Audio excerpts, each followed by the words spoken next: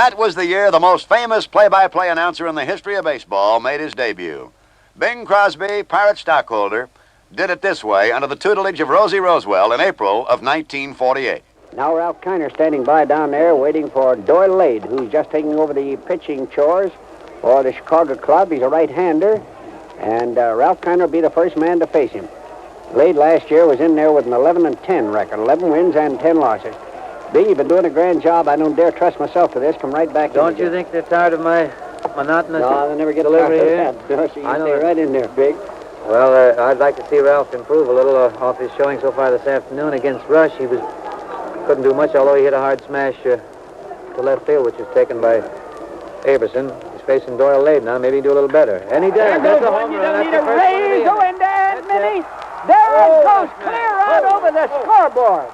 Over into Shenley Park, a round tripper for Ralph Kiner, his first of the 1948 season. Oh, did he?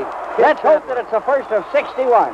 Oh. And that'll bring a gallon of Seal Test ice cream of the month to some shut-in here in Ralph is Pittsburgh. beaming. Ralph is beaming. We'll be sending you a card along for that. His first home run of the 1948 season. Put the Buccos in there, 3-0. And that was the only time anyone ever took a mic away from Bing Crosby. By the way, there was a second baseman in that game, and this is what Bing had to say about him. It's a ground ball to Danny Murtaugh. He takes it on the big hop, tosses to third. That's all. And thank you, ladies and gentlemen, for putting up with my announcing. I know it's not much good. Klutz has run out to grab Riddle and gives him a big hug. And along about the same time, during this period of fitful transition, there was a fellow whose career was to take a different turn. Danny Murtaugh, second baseman, double play and double talk artist, and manager to be. Here's Murtaugh doing a play-by-play of a Pirate game in the twilight of his playing career. Here comes Ralph Kiner up to the plate. Needless to tell you folks that he's our home run hitter. Here comes the first pitch, and as usual, was high and wide where Ralph can't get to it. You put it again, Dan.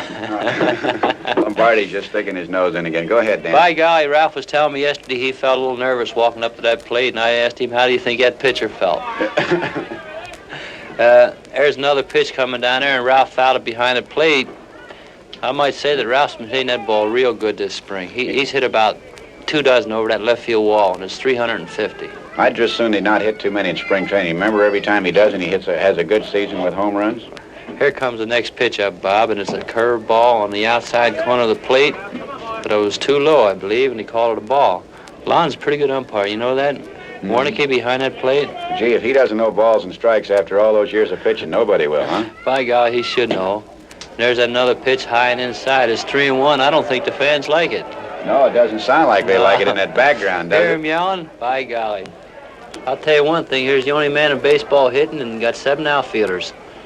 Look at that. Look at that infield, how they play him. They're Yeah. all back in the grass. Uh-oh. He fouled that one off for strike 2. His count is now 3 balls and 2 strikes, and the pitcher's still sweating pretty good out there. Well, he won't give him anything good to hit, you can bet that. Here comes the pitch right now. Well, let's see what he's going to do with it. Uh-oh. Bow. Base hit, line drive past shortstop.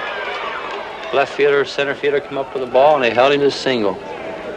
Well, now that's a masterful bit of description, Daniel. I thought so. Danny Murtaugh was a mighty versatile man, as time was to prove. The World Series should have been anticlimactic, but it wasn't. Meanwhile, at a Gus Fan Club luncheon in the Pittsburgh Press Club, manager Danny Murtaugh received the first of many awards. He was inducted into their Hall of Fame. Murtaugh, in accepting the award, told this story. It got to be one of these knockdown battles. So finally, I'm talking to one of my pitchers who had me pitching at the ball game that day. I said, look, son, when this other pitcher comes up here, I want you to knock him right on. I want you to knock him down.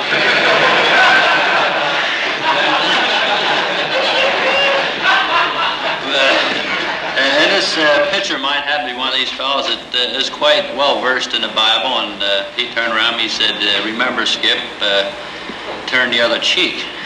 So I looked at him, I says, all right with me. I says, I'll turn that other cheek. I says, but if this guy don't get down, I says, it's going to cost you $100. So he looked at me and he says, they that live by the sword shall perish by the sword.